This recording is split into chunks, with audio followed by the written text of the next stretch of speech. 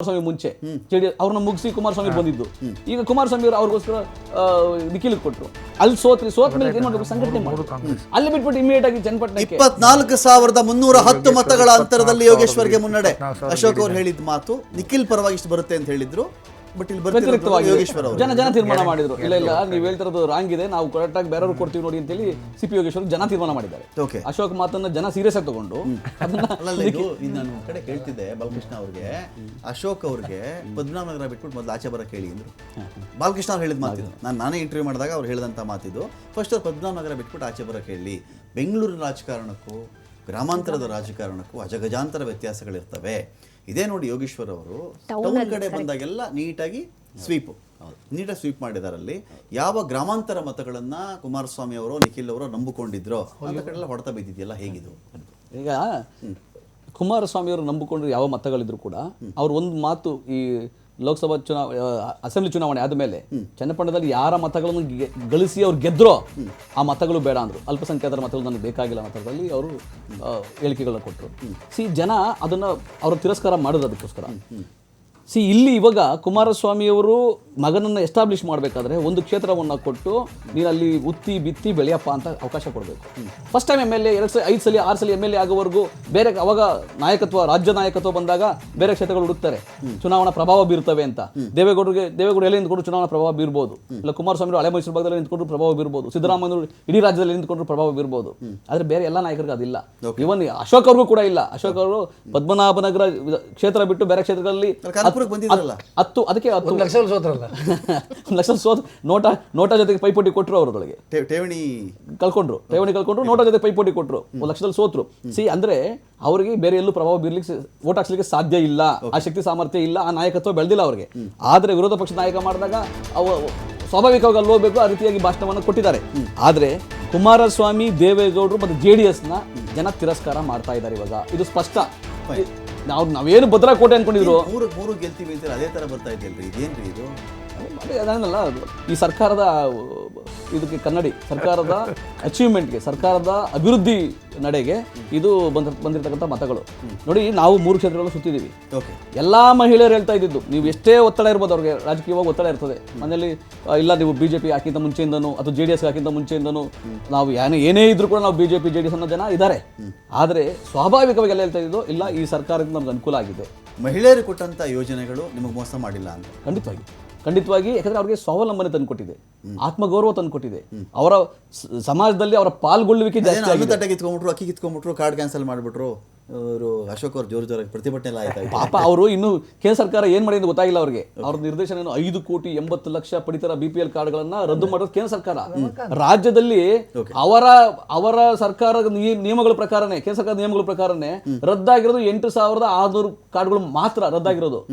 ಆಮೇಲೆ ಇನ್ನ 60,000 ಕಾರ್ಡ್ಗಳು APL ಕನ್ವರ್ಟ್ ಆಗಿದ್ದಾವೆ.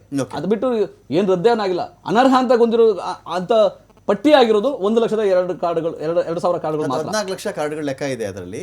ಅವ್ರನ್ನ ಮಾಡಬೇಕು ಅಂತ ಪ್ರೊಸೆಸ್ ಅಲ್ಲಿ ಇತ್ತು, ಎಲ್ಲ ಮಾಡ್ತಾರೆ. ಈಗ ನೋಡಿ, ಈಗ ಕತ್ತಿಯವರು ಆಹಾರ ಖಾತೆ ಸಚಿವರಾಗಿದ್ದಾಗ 2021ರಲ್ಲಿ ಅವರು 2,30,000 ಕಾರ್ಡ್ಗಳನ್ನ ಅನರ್ಹ ಅಂತ ಪಟ್ಟಿ ಮಾಡಿದ್ರು.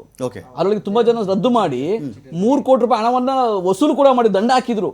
ನೀವೇ ಕಿರ್ಚಾಡ್ಲಿಲ್ಲ, ಅನ್ನ ತಟ್ಟೆ ಕಿತ್ಕೊಂಡ್ಬಿಟ್ರು ಕತ್ತಿ ಅಂತ. ಒಂದೇನ್ ಗೊತ್ತಾ, ಪ್ರತಿಭಟನೆ ಮಾಡಕ್ ಬರಲ್ಲ, ಯಾರ ಅನ್ನತಟ್ಟೆನೂ ನಾವು ಕಿತ್ಕೊಳ್ಳಲ್ಲ, ಪ್ರತಿಭಟನೆ ಮಾಡಕ್ಕೆ ಬರಲ್ಲ ಅಂತ ಒಪ್ಕೊಳ್ರಿ. ನಾವು ಏನ್ ಗೊತ್ತಾ, ಅವಾಗ್ಲೂ ಕೂಡ ಸರ್ಕಾರದ ನಿಯಮಗಳು ಹೆಂಗೆ ಅಂದ್ರೆ ಯಾರ ಅನ್ನತಟ್ಟೆ ಕಿತ್ಕೊಳ್ಳಲ್ಲ. APL ಆಗ್ತವೆ ಕೆಲವು, ಯಾಕಂದ್ರೆ ಯಾರು ತೆರಿಗೆ ಕಟ್ತಾರೋ, ಯಾರು ಸರ್ಕಾರಿ ನೌಕರಿದಾರೋ ಅದು BPL ಇಂದ APL ಕನ್ವರ್ಟ್ ಆಗುತ್ತೆ ಹೊರತು ಯಾರ್ದು ಕಿತ್ಕೊಳ್ಳೋದಿಲ್ಲ. ಯಾವ ಬಡವರು ಕೂಡ ಹಸುವಿನಿಂದ ಮಲಗಬಾರಂತಾನೆ ಆಹಾರ ಭದ್ರತಾ ಕಾಯ್ದೆ ತಗೊಂಡ್ಬಂದಿರೋದು ಕೇಂದ್ರ ಸರ್ಕಾರದಲ್ಲಿ. ಮನಮೋಹನ್ ಸಿಂಗ್ ಕನ್ನದ ರಾಮಯ್ಯ ಅಂತ ಕರೆದ್ಬಿಟ್ರು, ಕನ್ನರಾಮಯ್ಯ ಅಂತ, ಅನ್ನರಾಮಯ್ಯನ ಕನ್ನರಾಮಯ್ಯ ಅಂತ ಅಶೋಕ್ ಅವರು ಪ್ರೊನೌನ್ಸ್ ಮಾಡಿದ್ರು ಅದನ್ನ. ಈಗ ಅವ್ರಿಗೆಲ್ಲ BJP ಅವ್ರಿಗೆ ಏನಾಗಿದ್ರೆ ಒಂಥರ ಒಂದು ವಿಚಲಿತರಾಗ್ಬಿಟ್ಟಿದ್ದಾರೆ. ಈ ಅನ್ನರಾಮಯ್ಯ ಅಂತಾರೆ, ಅವ್ರನ್ನ ಚಿನ್ನರಾಮಯ್ಯ ಅಂತಾರೆ, ಕನ್ನಡ ರಾಮಯ್ಯ ಅಂತಾರೆ. ಅವ್ರಿಗೆ ಅದು ಜನ ಕೊಟ್ಟಿರ್ತದ್ದು, ನಾಯಕರು ಕೊಟ್ಟಿರೋದಲ್ಲ. ಇವರು ನಾಯಕರು ಪ್ರಯತ್ನ ಮಾಡಿದ್ರು. ಯಾಕಂದ್ರೆ ಯಾರು ಕನ್ನ ಹಾಕಿದ ಅಭ್ಯಾಸ ಇತ್ತೋ ಅವ್ರಿಗೆ ಗೊತ್ತು. ಬದ್ರುದ್ದೀನ್ ಈಗ ಈ ಚುನಾವಣೆ ಒಂದು ಫಲಿತಾಂಶ ನಾವು ಮರ್ತು ಬಿಟ್ಟಿದೀವಿ. ಓಕೆ.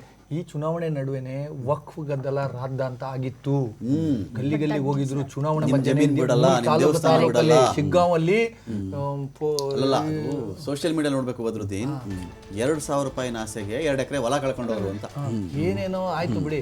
ಅದನ್ನ ಆ ವಿಚಾರವಾಗಿ ಬಿಜೆಪಿ ಪಕ್ಷವಾಗಿ ಪ್ರತಿಭಟನೆ ಮಾಡಿದ್ರು. ಚುನಾವಣೆ ಮಧ್ಯೆನೆ ಮಾಡಿದ್ ನೆನಪಿದೆ.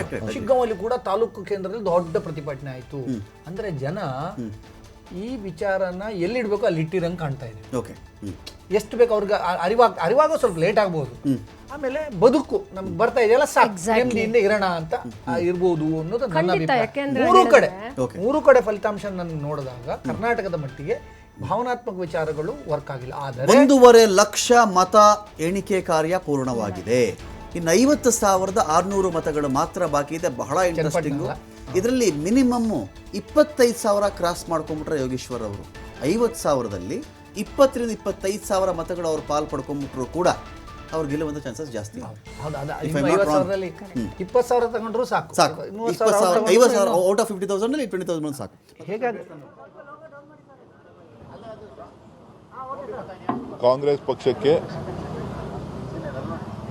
ಕಾಂಗ್ರೆಸ್ ಪಕ್ಷದ ಅಭ್ಯರ್ಥಿಗಳ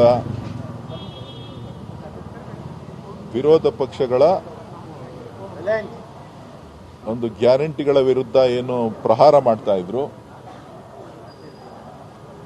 ನಮ್ಮ ಮುಖ್ಯಮಂತ್ರಿಗಳ ವಿರುದ್ಧ ಏನು ಆರೋಪಗಳನ್ನು ಮಾಡ್ತಾ ಇದ್ರು, ಅದಕ್ಕೆ ಕರ್ನಾಟಕದ 3 ಭಾಗದಿಂದ ಉತ್ತರ ಕರ್ನಾಟಕ, ಕಲ್ಯಾಣ ಕರ್ನಾಟಕ ಮತ್ತು ಹಳೆ ಮೈಸೂರು ಭಾಗ, ಈ 3 ಭಾಗಗಳಿಂದ ರಾಜ್ಯದ ಜನ ಸ್ಪಷ್ಟವಾದಂಥ ಸಂದೇಶವನ್ನು ಕಾಂಗ್ರೆಸ್ ಪಕ್ಷಕ್ಕೆ ಕೊಡೋದ್ರ ಮುಖಾಂತರ, ಗೆಲುವನ್ನು ಕೊಡೋದ್ರ ಮುಖಾಂತರ ವಿರೋಧ ಪಕ್ಷಗಳಿಗೆ ನಿಮ್ಮ ಮಾಡ್ತಾ ಇರತಕ್ಕಂಥ ಆರೋಪಗಳಾಗಲಿ, ನೀವು ಈ ರೀತಿಯಾಗಿ ಸರ್ಕಾರದ ವಿರುದ್ಧ ಏನು